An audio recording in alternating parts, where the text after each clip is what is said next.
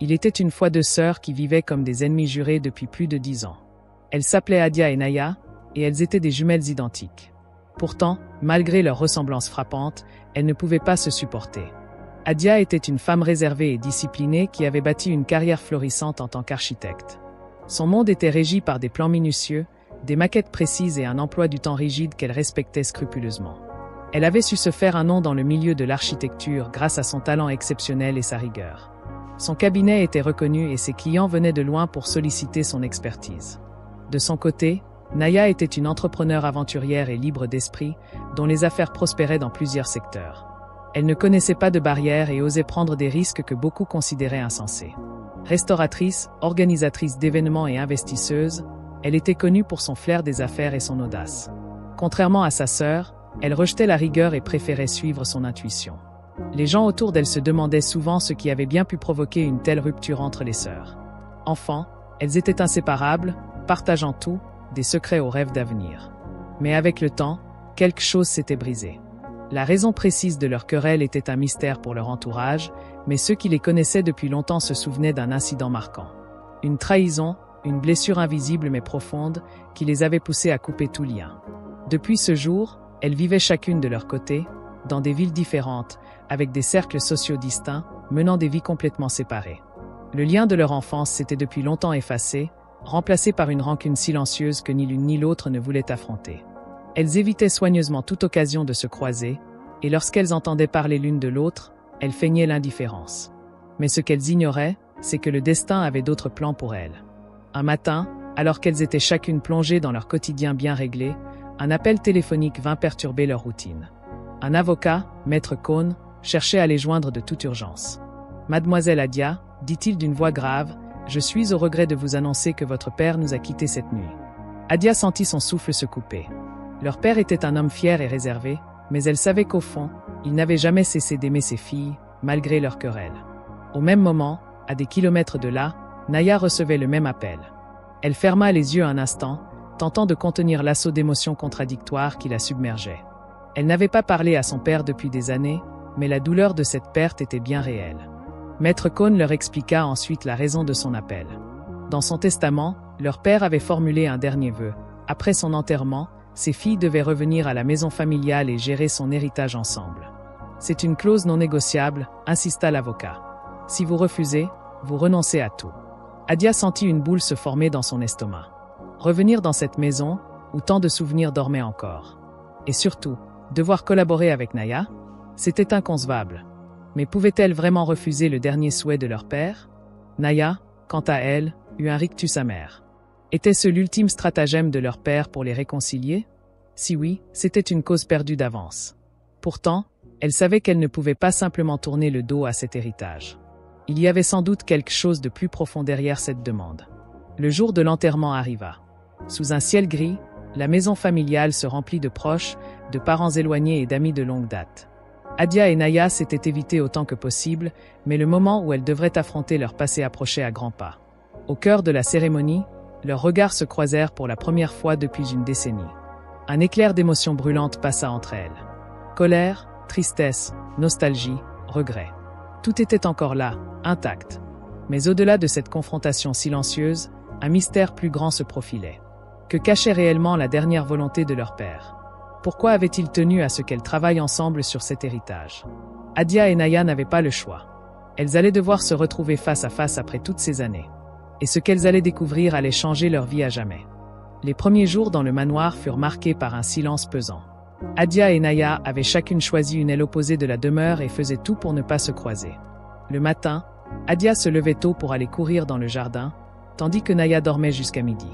Le soir, Adia dînait seule dans la grande salle à manger, et Naya préférait commander à manger dans sa chambre. Cependant, malgré leurs efforts pour s'ignorer, les conflits commencèrent rapidement.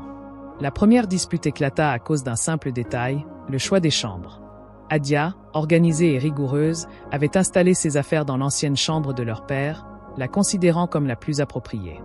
Mais Naya, qui avait toujours été plus émotionnelle, trouvait cela irrespectueux. « Comment oses-tu prendre sa chambre comme si c'était déjà la tienne » s'indigna-t-elle. Adia, les bras croisés, répondit froidement. « C'est la plus grande et la plus fonctionnelle. Je ne vois pas pourquoi ce serait un problème. » Naya serra les poings. Tu n'as vraiment aucun respect pour les souvenirs, hein? Et toi, tu ne réfléchis jamais avec autre chose que tes émotions, rétorqua Adia. Ce fut la première de nombreuses disputes. La cohabitation était un enfer. Adia se plaignait du désordre de Naya, de sa musique trop forte, de ses allées et venues incessantes. Naya, de son côté, trouvait qu'Adia était une maniaque du contrôle, froide et insupportablement rigide. Mais au-delà des conflits de surface, un malaise plus profond s'installait. Chaque soir, alors qu'elle tentait de s'endormir, elle ne pouvait s'empêcher de penser à la lettre que leur père leur avait laissée. Quelle vérité pouvait être si importante qu'il leur avait imposé cette épreuve? Un soir, après une journée particulièrement tendue, Naya décida de boire un verre de vin dans le salon.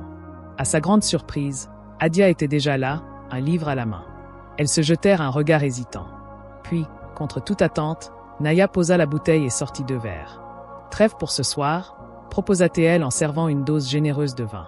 Adia hésita, puis accepta à contre-cœur. Le silence s'étira entre elles pendant plusieurs minutes, jusqu'à ce que Naya brise la glace. « Pourquoi crois-tu qu'il a fait ça ?» Adia soupira. « Je ne sais pas. Peut-être qu'il voulait qu'on se rapproche avant qu'on découvre la vérité. Ou peut-être qu'il voulait qu'on souffre une dernière fois ensemble. » Elles échangèrent un sourire triste. Puis, aussi vite qu'un éclair, le moment de complicité s'évanouit. Les jours suivants, elles retombèrent dans leurs habitudes conflictuelles. Mais un événement inattendu changea la donne. Un matin, alors qu'Adia feuilletait de vieux albums de famille, elle tomba sur une photo qu'elle n'avait jamais vue auparavant. C'était une image d'elle deux, bébé, dans les bras d'une femme dont le visage lui était inconnu. En retournant la photo, elle découvrit une inscription manuscrite. « Mes filles adorées ». Le cœur battant, elle courut trouver Naya, qui, pour une fois, écouta sans protester. « On nous a menti toute notre vie », murmura Naya en fixant la photo. La certitude qu'une grande révélation les attendait était désormais trop forte pour être ignorée. Pour la première fois, elles comprirent que si elles voulaient connaître la vérité, elles allaient devoir affronter leur passé ensemble. Adia s'installa au premier étage du manoir, tandis que Naya occupait le second. Dès le premier jour, une tension palpable s'installa entre elles. Elle faisait tout pour s'éviter. Adia se levait à l'aube, préparait un café noir sans sucre et quittait la maison en silence pour se rendre à son cabinet d'architecture. Son emploi du temps était millimétré, et elle s'efforçait d'oublier la présence de sa sœur sous le même toit. Naya, quant à elle, passait la plupart de son temps au manoir, gérant ses affaires par téléphone ou recevant des invités. Les premiers jours furent calmes, mais ce n'était qu'une illusion. Un soir, alors qu'Adia rentrait du travail, exténuée, elle sentit aussitôt que quelque chose n'allait pas. La lumière clignotait à travers les immenses baies vitrées, et la basse d'une musique assourdissante faisait vibrer les murs. Elle serra les poings en découvrant que Naya avait transformé la maison en une véritable boîte de nuit. La cour était envahie de voitures de luxe, et des inconnus riaient bruyamment sous la véranda. Furieuse, Adia interpella la gouvernante. « Dites-lui d'éteindre cette musique immédiatement. » La domestique hésita, consciente du caractère explosif de la cadette, mais s'exécuta. Quelques minutes plus tard, rien n'avait changé. Adia, à bout de patience, monta à l'étage. Le grand hall du 2e étage était envahi de monde. Des invités dansaient, un verre à la main, tandis que des effluves d'alcool et de tabac imprégnaient l'air. Elle s'avança résolument vers la chaîne stéréo et appuya sur le bouton d'arrêt. En un instant, le silence s'abattit sur la pièce. Tous les regards se tournèrent vers elle. Naya, installée dans un coin, un verre de champagne à la main, l'observa avec un sourire narquois. Puis, sous les yeux de tous, elle s'approcha lentement avant de gifler violemment sa sœur. « La prochaine fois que tu oses me manquer de respect, ce sera la dernière, lança-t-elle d'une voix glaciale. Adia sentit la brûlure sur sa joue, mais elle refusa de montrer la moindre faiblesse. Elle jeta un regard de défi à Naya avant de tourner les talons et de quitter la salle sous les murmures choqués des invités. Mais cette humiliation ne resterait pas impunie. La vengeance d'Adia. Le lendemain matin, Adia se leva à l'aube avec une idée bien arrêtée. Elle se dirigea vers l'allée où brillait sous le soleil matinal la voiture préférée de Naya, une voiture de sport qu'elle chérissait plus que tout. Un sourire froid aux lèvres, Adia sortit un sachet de sucre et le versa dans le réservoir d'essence.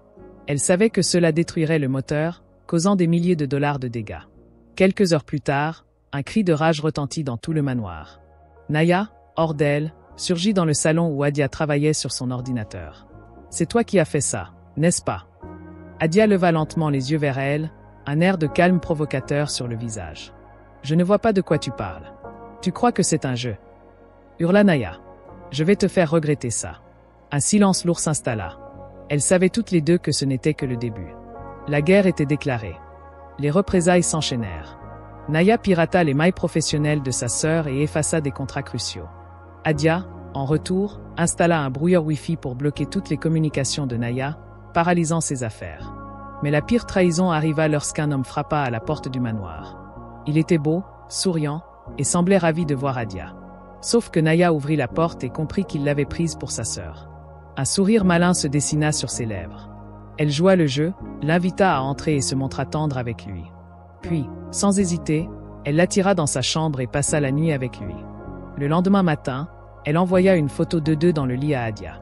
Lorsque celle-ci vit l'image sur son téléphone, elle se figea. Mais au lieu d'exploser, elle se mit à rire. Décontenancée, Naya demanda « Pourquoi tu ris ?» Adia s'approcha et lâcha « Parce que tu viens de coucher avec mon chauffeur. » Le visage de Naya se décomposa. Humiliée, elle attrapa un couteau et, dans un accès de rage incontrôlable, le planta dans le ventre de sa sœur. Le sang se mit à couler. Et pour la première fois, Naya comprit que la haine qu'elle croyait ressentir pour sa sœur n'avait été qu'un voile masquant une blessure bien plus profonde. Abonnez-vous à la chaîne pour plus d'histoires africaines marquantes comme celle-ci.